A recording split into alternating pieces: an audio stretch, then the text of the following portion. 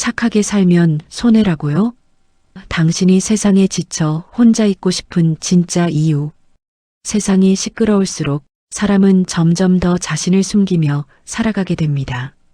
선을 지키려 했던 마음은 어느 순간 이렇게 살아서 내가 남는 게 있을까라는 질문 앞에 흔들리기도 합니다. 특히 요즘처럼 규칙을 지키는 사람은 바보가 되고 그 규칙을 교묘하게 이용하는 사람들이 오히려 큰 소리치며 사는 모습.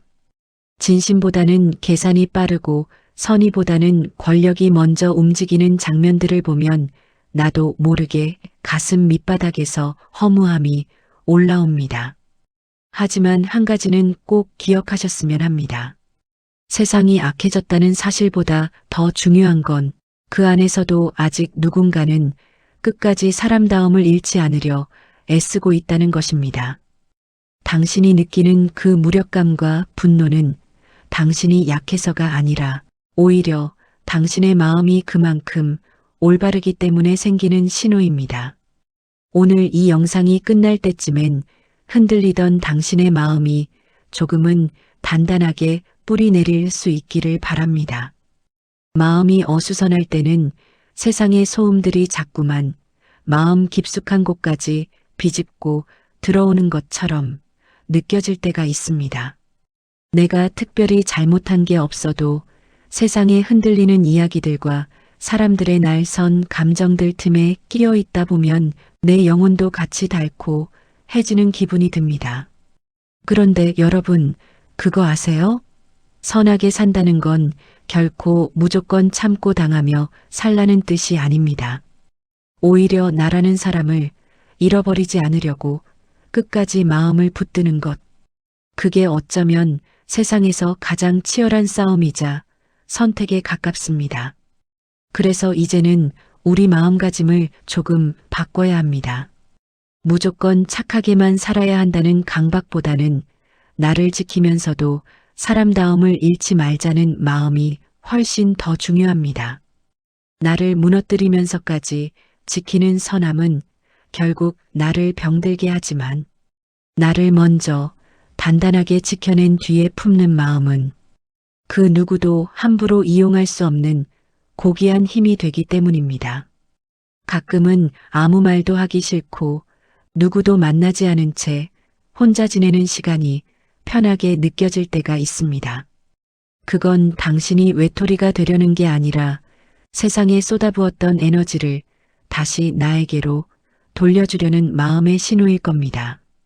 그렇게 혼자만의 방에서 마음의 소음을 끄고 가만히 앉아 있다 보면 남들의 기준이나 세상의 속도가 아니라 진짜 내가 무엇을 원하고 어떤 사람인지 나를 단단하게 만드는 가장 따뜻한 복구의 시간입니다.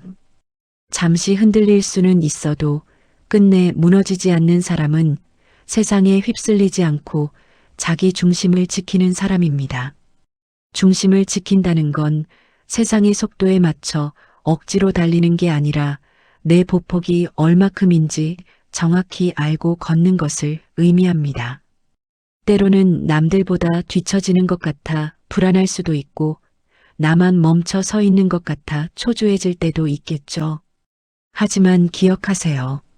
폭풍우가 지나간 뒤에 결국 다시 일어서는 건 가장 빨리 달렸던 사람이 아니라 뿌리를 깊게 내리고 중심을 잡고 있던 사람입니다. 세상이 아무리 당신을 흔들고 밀어내려 해도 당신 안에 나만의 기준이라는 단단한 기둥이 있다면 당신은 절대 무너지지 않습니다. 그러니 잠시 비틀거려도 괜찮습니다. 당신은 지금 당신만의 속도로 가장 나다운 길을 잘 걸어가고 있는 중이니까요.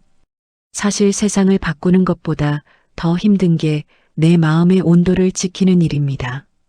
그 온기를 잃지 않으려 마음을 다잡는 당신의 모습이 저에게는 그 어떤 성공보다 더 위대해 보입니다. 어둠은 결코 빛을 이길 수 없다는 말이 있죠.